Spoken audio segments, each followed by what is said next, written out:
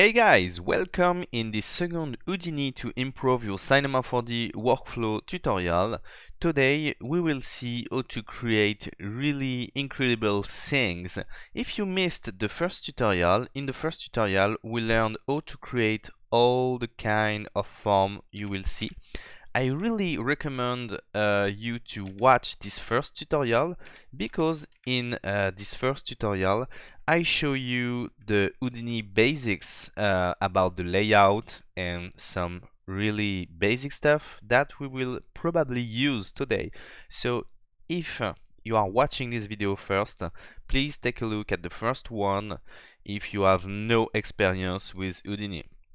Today we will focus on creating really cool things. In the first part we will see how to create those really nice donuts. We will also see how to create all those variations from only one setup. Really interesting. You will also be able to create those forms or even those forms. And in the second part, we will see how to take advantage of one Houdini setup to create more interesting shapes by taking some Houdini infos and getting them into Cinema 4D. So in our first part, let's focus on create those really nice donuts scene. I love them and I love the way the organic shape. So it's really interesting. We will also see how to take advantage of those donuts to reuse the first thing we saw in the first tutorial. So we will also create this really nice growth effect, and we can also create this second growth effect from the same setup. It's another type of growth, and it's really interesting to see. So that's what we are going to see. So let's jump into Houdini and see the basics of creating those things. The two first tutorials I made are really simple, and this one is even more simple than the first one because I will not use even VOPs or Vex. So it's the most basic stuff that you can see into Houdini, but that's really nice to start. So let's hit tab and type torus. We will start from a torus, but the thing is you can use any kind of object, and that's the magic, and you saw it with the image. You can use some human shapes, and it's really nice.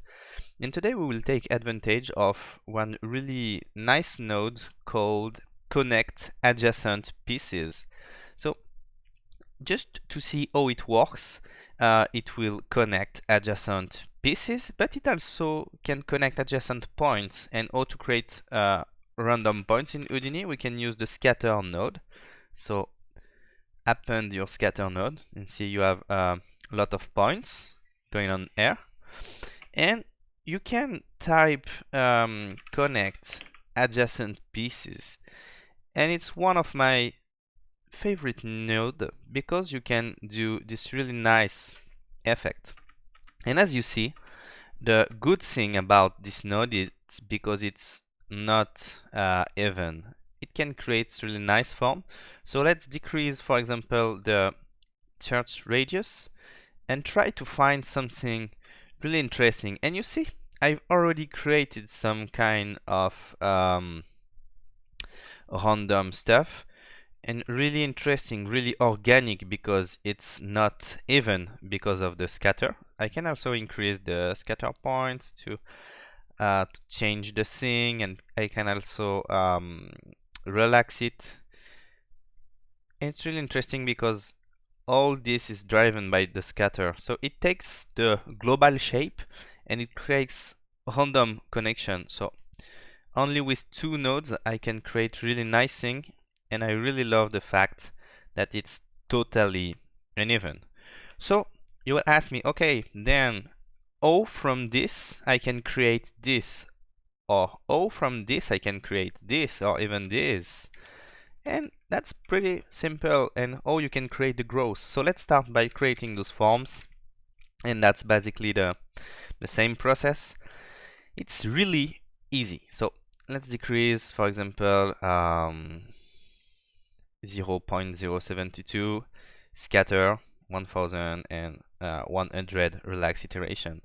I will just take advantage of a really basic Houdini tool, so create a mesh, wireframe, and I can also do this step in Cinema 4D, so I can export my spline and use the VDB from Cinema 4D, but I feel most more comfortable inside Houdini for the VDBs. So wire radius maybe is 0. Let's try 0.05, 0.06. Okay. Then create VDB from polygons.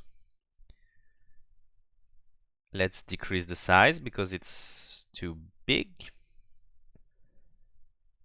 And you see, I already have this really nice and uneven organic shape. So let's use VDB convert VDB to create a polygon soup. And then you have your form, and it's pretty nice, pretty interesting, because you can change at any moment the seed or the amount of adjacent piece, and see, it will take a bit more time, but it adapts, and you can create so much variation because you can just go on the scatter, change a number, and that's pretty interesting. You can also change the seed. For example, let's change the seed, and you see that everything is changing. I love it. Then what you can do, you can also take advantage of the node called smooth. I really love this smooth node because you can create really interesting forms with splines or even with geometry. So I love it, and inside Cinema4D you also have it, and you can create a really nice thing with the smoothing here. So feel free to use it on some forms. You can create really interesting shapes, and here you can crank it really up. So you see I have this kind of milk and yeah, milk effect. So, and if I decrease the quality, it will look even more milky. Love it. It's really organic, and I don't know how to achieve this kind of effect just without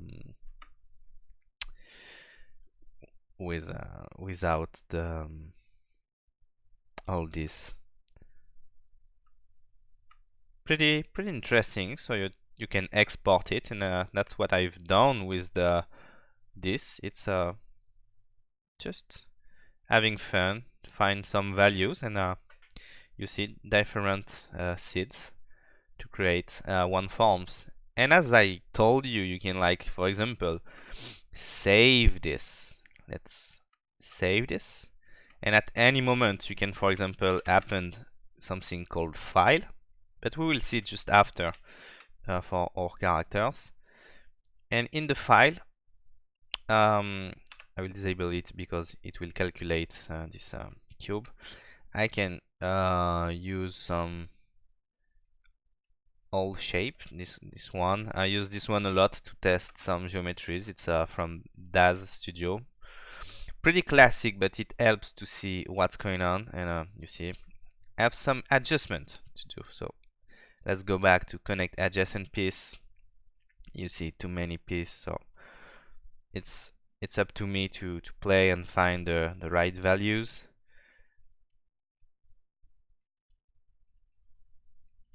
Starts to be interesting, and then I can decrease the max search point or play with the other values. This one looks nice to me. Let's check the wire. Pretty big, so let's do something more like this, maybe. And then you can just calculate, and wow, that's really ugly. Why? Because I need to decrease again the VDB size. I can do it again. Pretty great. And you see this really nice setup. You can save it and create organic forms, and you can use it like as a top on this and create really abstract stuff, and you can animate all this pretty good, pretty interesting. And as I told you, the setup is working with every kind of object, so just need to add up a few things, but it works. So what's the difference between this one and this one? The thing is, it's exactly the same. If we analyze this zone, put your eyes on this zone and just see what's going on. It's exactly the same thing. The only thing that changed from this image to this image is the final smoothing value. You can also take a look at the old position, and it's exactly, let's take a look, it's pretty much the same. So the only thing is just play, and you can create a wide variety of stuff. Here I have 4 different variations, all made with playing with values, changing some parameters and stuff. So that's the first trick, and I love it because you can't create this in Cinema 4D, or if you know how to do this, that's pretty hard maybe. In Houdini, few nodes, no code, no VOP, no VEX. So now all you guys are, hey, right now, how to do this? What kind of gross effect is it? It's exactly the same thing than the first one. So here I have my first thing, and I can create one start group and one end group. So create 2 groups. This one will be a point group. I can select any kind of number here, and again I will use the expression $n to create ends, endpoints to join. So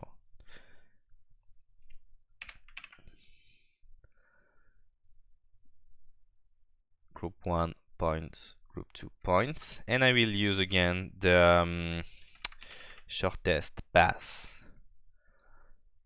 It's from my first tutorial, so please watch it. I think you already watched it because I told it in the beginning of the video. And here I can like play with the max search path. So you see it's growing from point 1, but we can make it grow with the carve node. It's pretty great. Can take first U, but not what we want. We'll use first, second U. And it's growing. So you can create growing effects from the connect adjacent pieces, and it allows you to create even more complex growing stuff, because this time you drive it with this node and not with the basic geometry, so you can create even more crazy stuff. And I love the way it grows. It's really organic, and as I told you, no vex, no VOP. And I've talked with Luis from Doxa Studio. Love this guy, and we had a talk on Houdini, and I show him all this kind of stuff, and he was like, "Eh, man, I tried to create the same effect but with Vex," and I told him like, "Hey, it's just like 4 nodes." So that's why Houdini is simple. That's why I'm making those tutorials. It's to make the most simple Houdini tutorials over the net, and just taking advantage to improve the Cinema 4D workflow.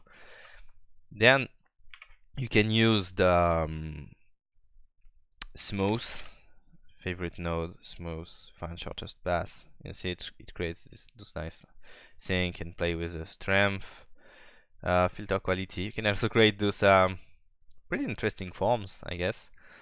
You can still play with curve. imagine you can take this and you can also take this as a transparent file, and you can make, for example, lines growing inside the character, and can change the points where it goes. Okay, and you can also, of course, play with the basic stuff. I love making swing design with my mouse. Probably noticed. So, it's just the first tutorial powered up by the second tutorial. So, with all this, you are able to create this, and this. This is a more complex form, and this one is also a more complex form. So let's focus on create more complex things, because we saw how to create simple things, but we want to create things with more complexity, and the complexity just comes from the basics. So let's take for example a sphere. Let's change it to a polygon. That's nice. Let's change the frequency, for example. Let's use a scatter. Changing the frequency doesn't change anything. I was dumb, but scatter, maybe scatter only few points. Copy 2 points. Let's scatter another sphere. So connect, beam. Let's decrease the scale.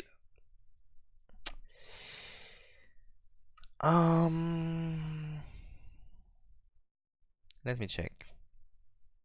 We can randomize all this.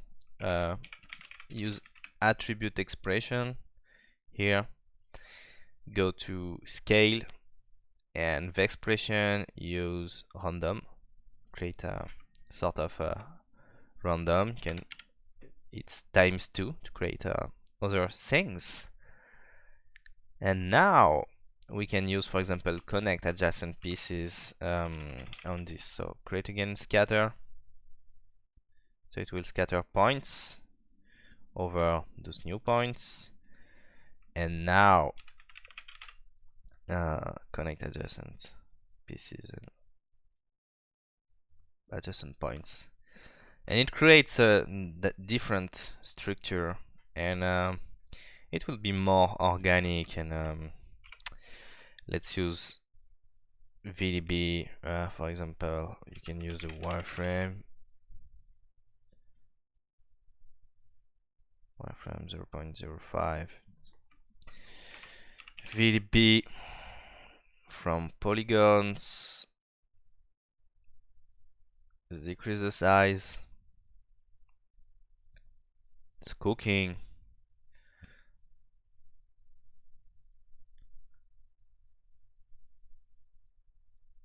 Okay, it's pretty ugly, so let's try something.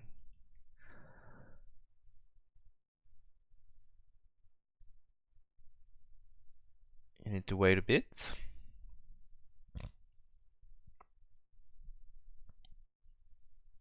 But in comparison to Cinema 4D, that's pretty fast and solid. Cinema 4D is nice for all the basic shapes, but when you want to reach a certain level of complexity and a certain level of stuff, it will become a bit harder. So we are waiting. Okay, this is more interesting, even if maybe the wire is too big. So as you see, I'm tweaking. You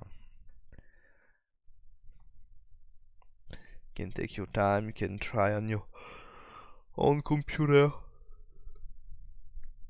That's important to make tests and stuff.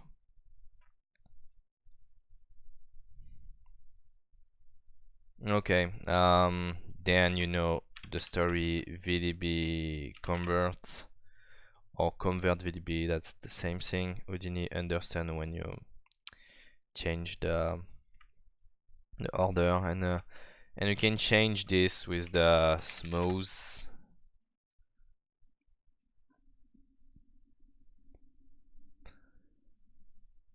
And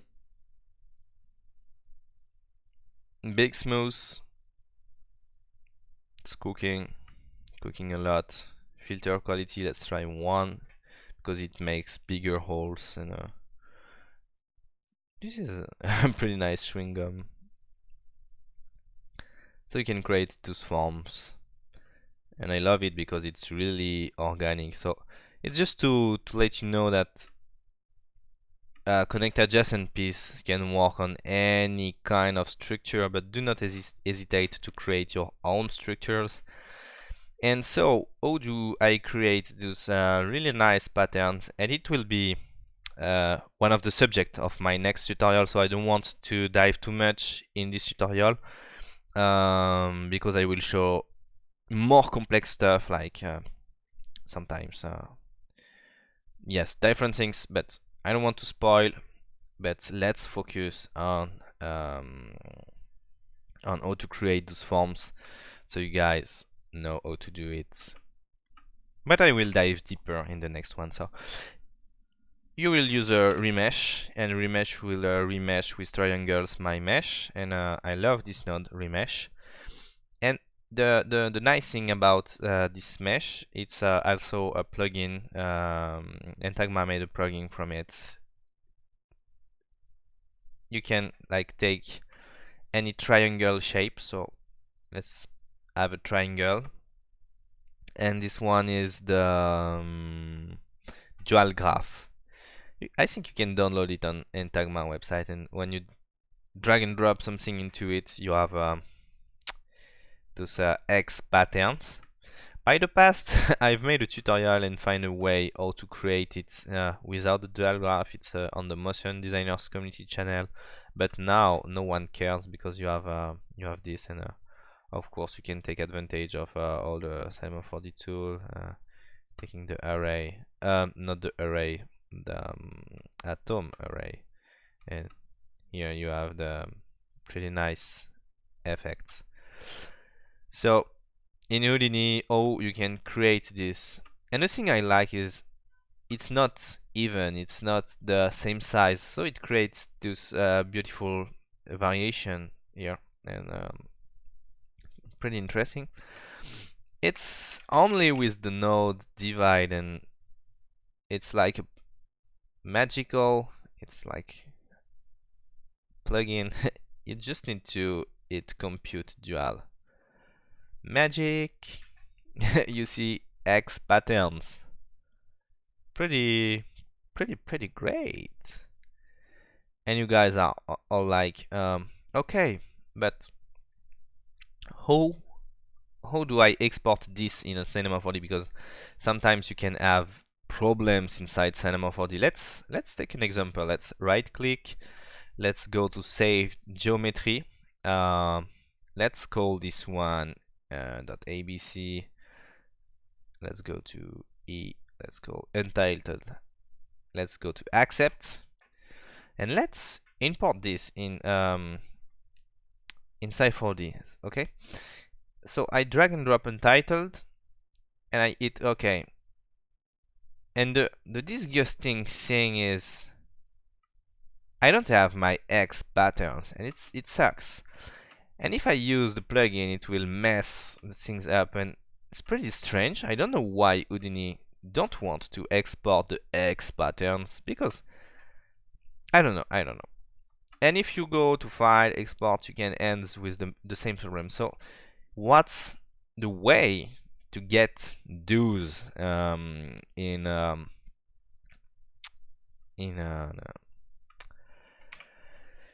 Cinema 4D? I think, I'm not sure, I'm just trying, but maybe you can extrude. And if you go to individual component, let's try something. Let's try something. I just want to check what it's doing. Maybe by extruding or putting other nodes, you will be able to get something. But really interesting things.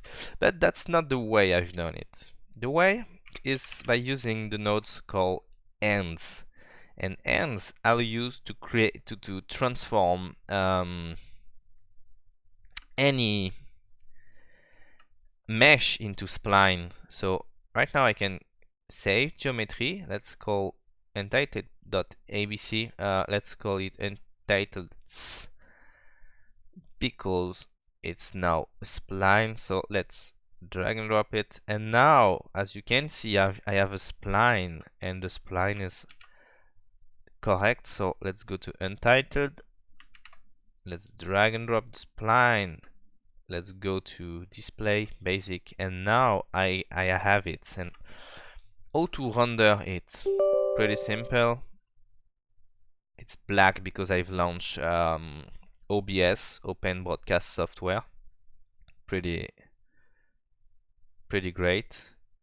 It helps to blow the fans in a and get the GPU rendering going smooth. And for example, this time I can use no, let's stick with Octane.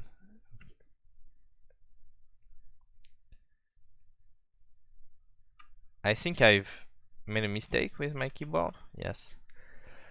Okay, just to show you, don't want to spend too much time, but here I don't have anything, and I want my spline to appear. So right click, C4D Octane tag, and you can render it as airs. And right now you have the patterns. It's pretty great, pretty interesting. I love it. And you can do the same thing in Redshift. Just Redshift render view. Okay, just going to decrease this one a bit. Fix scaling maybe. Let's render. And here I can use the Redshift tag, Redshift object. And in the Redshift object I will curve, air strands, and it's going to do the same thing. I need to wait. I don't know why I need to wait that much. Maybe there's some kind of conflict. But that's the way you can render it in Redshift. Yes, it's done. Lighting is pretty ugly. I love Redshift. It's pretty fast, pretty solid, pretty great, but it still is a bit slower than Octane. But it's by far more solid and interesting in some ways. So that's the way you can have it in Redshift.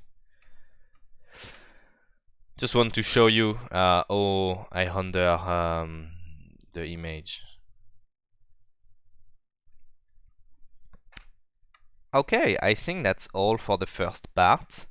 For the second part, we will take a look and how to create this really nice character and take advantage of the thing I show you. So let's take a look. I'm going to my image folder, and yeah, how to create those, and that's pretty easy because it's just super simple, because that's exactly the same Houdini techniques, and then I'm just taking advantage of some tools like Xparticle or the matrix and the cloner. So really easy and same concept than my first tutorial. So let's create it from scratch, so you can do it with me. Let's import a file. So it can be your object, it can be anything. Okay, love it. I will now go to scatter. Remember, then I use the connect adjacent pieces, and I go to points, adjacent points. Love it. Then I go and try to find the nice radius.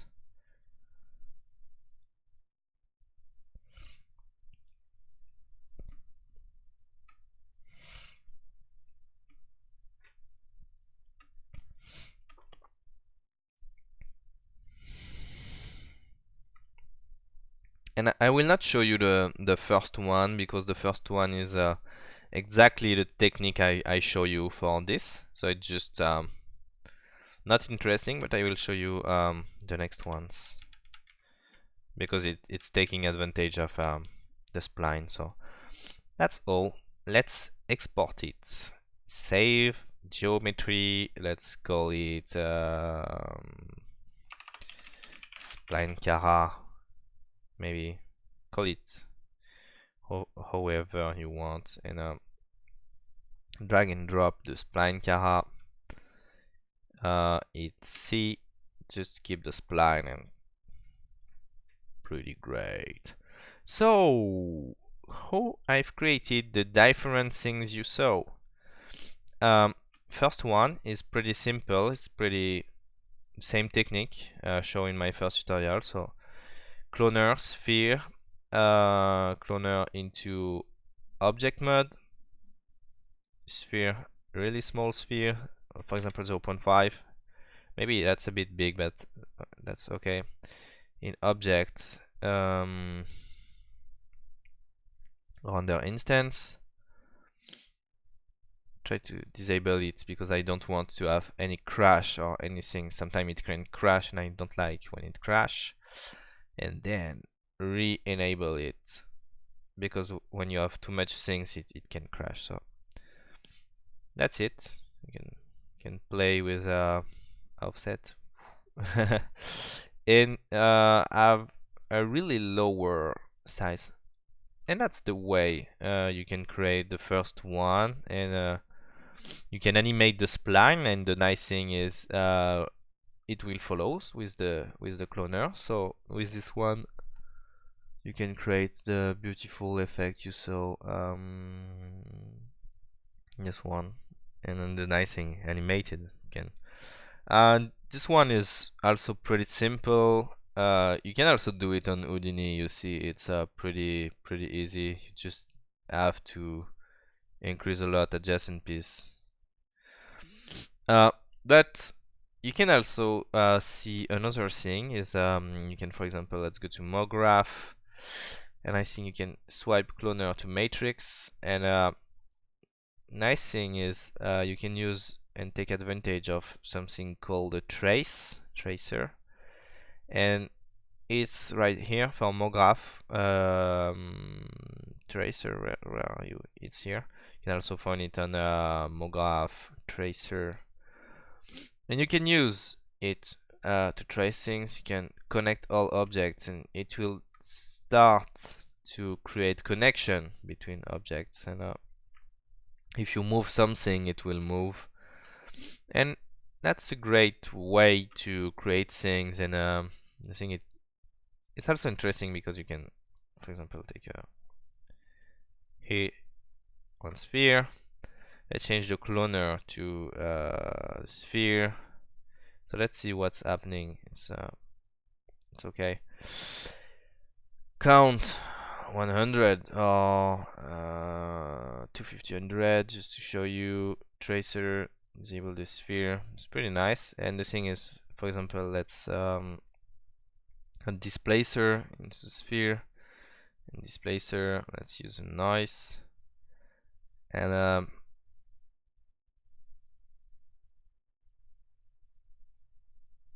it's moving a lot. Oh, it's moving too much. Let's go with something less big, but it's just for you to understand the principle. And you see it follows and it moves. And into noise you can use, for example, something called animation speed. Let's go to 1, movement 1, 1, 1, and go to 0.1, for example. And let's see what's going 0.05. And you can create motion like this based on noise and tracers. And just up to you and what you want to create, but maybe go for it, and can decrease the size. That's one way to create things, and it can create nice stuff. So it's how to create this one. How to create those ones is pretty interesting because it's lovely. I love it. So what's the special trick? It's particles. Maybe you can do it with a sinking particle or classic cinema 4D particle, I don't know. I use X particle, so I will use XP system. On the emitter, I can use object mode, and in object mode, I can choose emit from, and I will choose edges because if I choose a polygon, it will not create anything because that's not polygons. Select your object and decrease the speed, and just hit play, and that's not enough. That's not enough. But you can see I have something creating here. So let's go to shot 1, increase the value. That's nice. Can even increase the value. Okay, so you see. And that's why I call this course like use Houdini to take advantage in Cinema 4D, because I'm not really using Houdini that much. I'm just using Houdini to create stuff and unique looking stuff that I can't create in Cinema 4D or with X Particle. So I'm taking advantage of unique ways of creation, and then I use my lovely Cinema 4D. And now I'm with particles, so I can render it. Let's take a look. Hey, please, Redshift, come back. Show me. Let's go to Redshift. Let's again use DOM. It's just to see, so don't feel obligated to do the same thing. Just want to have an overview, and you can render by right-clicking using Redshift objects, and particles. I can use, for example, sphere instances, and that's really ugly. Wow, that's super ugly. So let's go to custom object because wow, and my computer is so slow. Please, Redshift, stop. I don't want you to mess my tutorial, Redshift. Redshift, stop. This is the fun moment. Not for me, maybe for you. Where you can't stop your renderer and you're like, hey. Okay. That's the live phenomenon. That's live. Custom object, sphere, and I will try to see if I can disable in a Redshift. Let's go to Redshift. Let's quickly add GI. Areas workload, brute force, progressive, blah blah blah blah blah. I can't really disable easily my graphic card. Just need to go to edit, maybe preferences, and disable it. Just want the tutorial to feel smooth, and I don't want to have a freeze or a crash while recording. It could be horrible under Redshift, and I think I can disable card here. Okay, let's try without disabling the cards. It's still too big, but it's better, 0.2. And I like the scale multiplier on Redshift. I think it's not on Octane, but it's on Redshift. And here you can see what I'm doing. I can have all my particles. And the really interesting thing is I can use now all the Cinema 4D and X Particles modifier to create motion on it. pretty interesting. So let's go to XP meter, let's go to modifiers, and for example I can use XP turbulence, and let's try to use curl noise, favorite noise of Instagram, scale, let's try something like 5, 0.25. Let's try to see what's going on. That's great. You can create reveal effect, you can create really nice things, moving stuff, and you can reverse it. I love it. I truly love it. And of course, it renders. See? Of course, it needs to update in Redshift, but I can render it, and it's pretty interesting. Pretty interesting. Next and last, how you can create those lines. That's the same principle. I will go back to my emitter. Let's disable the turbulence, but let's keep it. Let's go to XP turbulence. Let's go to object, maybe emission. Let's decrease the number, so we have something like this. And you have inside Cinema4D the XP trail, and I love the XP trail. Let's use another emitter because you can end with bugs with this technique. So let's just for the example create one emitter, just a special trick. Go to XP trail, go to XP emitter.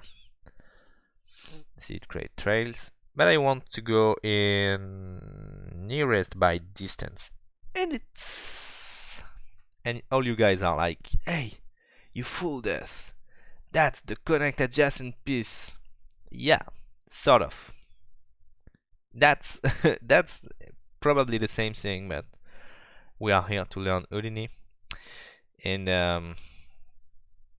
you can go further in Houdini. First reason, all you guys are like, hey, why did you show? Yeah, only because of this. You can create this, and you can create this only with Houdini. And the VDB stuff from Houdini is smoother. So, but yeah, you have, if you have X particles, it's kind of nearest by distance, and you can create this pretty nice effect. But the thing is, it's not as cool as all the stuff you can do in Houdini, but it exists, and I will take advantage of it to create this. Now let's change the max distance to 0. And the worst thing about this, for example, and that's why you love Houdini, for example, if I use it on my emitter, it will be on nearest only. And when I move to all within distance, I have a max distance of this value, for example. But this, if I apply it to this, it will crash my computer. So you need to sometimes overthink and have a workaround. And that's because I've tried 2 or 3 times, endings with crash. That no, I can tell you guys, hey, sometimes to avoid, you need to create another emitter, set the XP trial, start with 0, and you will be happy. And Houdini is less with crash and stuff. So let's start. Let's go to XP trail, and now I can start playing with the value with really low value and not crashing my computer. Yes, pretty interesting. Let's go to 3. Pretty interesting, and the thing is, we got the XP turbulence, so I can create pretty cool effect. So all you guys, you can mesh this, post it on Instagram, do video mapping with this, and call you. Hey, I'm a very unique artist. I use mathematical algorithm to create stuff, and I'm a genius. No, I'm joking, but I know some guys doing this, and I'm always like having fun watching them. Like, okay, man, you just used 3 magic tools, but the client don't know. The client wants to hear like a good story, good thing. He wants to think you are a genius and you're good at it. Like, yeah, I've used 20 lines of Vex to create this. Wow. And me, I'm like, hey, I used 3 nodes in Houdini. Yeah, it's not the same effect, but that's the same result. Yeah, I can create else 0.05, 0.05. And all you guys are like, hey, how can I color this? And I will show you texture environments. I want it to visible environments. I want it to black. I want it to just create one octane area light. We just want to have one pretty interesting lighting. We don't like flat lighting.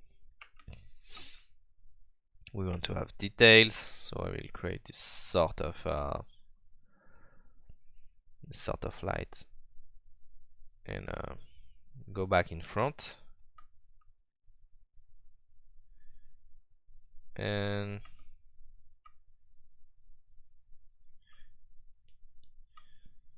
sometimes that's better this way, and I can. That's totally useless what I'm doing.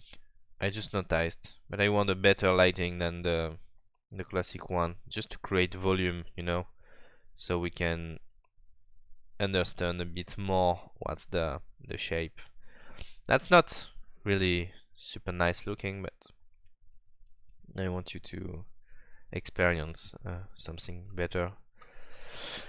And how to color it, you can, like, for example, create shaders for the octane material, drag and drop it on your object, be sure that it's applied to the XP trail, go here, and it's pretty simple. In the node editor you can use the simple cinema for the gradient, drag and drop it to diffuse, and you already start to see the result, so you can dive into the gradient stuff and load a preset and take advantage of a few nice things. Pretty easy. You can also put it on a emissive. It's up to you. As I told you, you can do whatever you want, and I like when it's not that big. It looks nice. Love the way it looks. And now you can be really real octane artists. So you can create an octane camera, and you can add camera imager and a lot of post-processing, and wow, I'm really an octane artist. And of course, big depth of field, and you're like, wow. I will post this on Instagram, and I will definitely stop with my jokes on Instagram. And I recorded this tutorial really early, so that's why I'm kind of jokey. I don't know if the word jokey exists, but I do a lot of little jokes this morning just because it's the morning for me, and that's my way to wake up.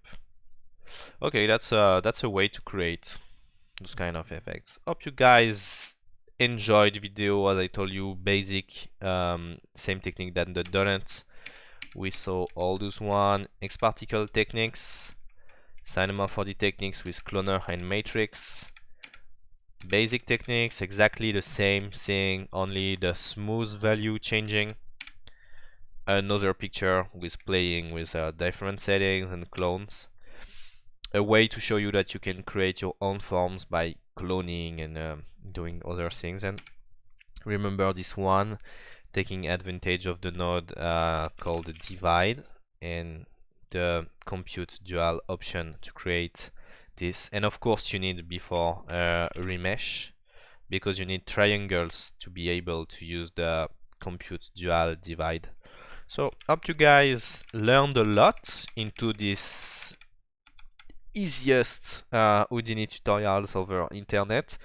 I hope you guys also enjoy the concept. It's pretty new to me because I'm not using Houdini like really powerful guys like Entagma or big guys doing codes, lot of Vex. I'm just using it to expand my creativity. So I hope you guys enjoy the small things I'm sharing, and I will continue to make really cool tutorials, and most of the time focused on the simple stuff you can do. And of course, as soon as you understand the basics, you can dive into more complex stuff. And I really recommend Entagma, Roandalvi, and all the Houdini dudes doing bigger Houdini tutorials. But to me, I'm just starting to create things, and I don't want to go too further at the beginning. See you guys, and see you for the next tutorial.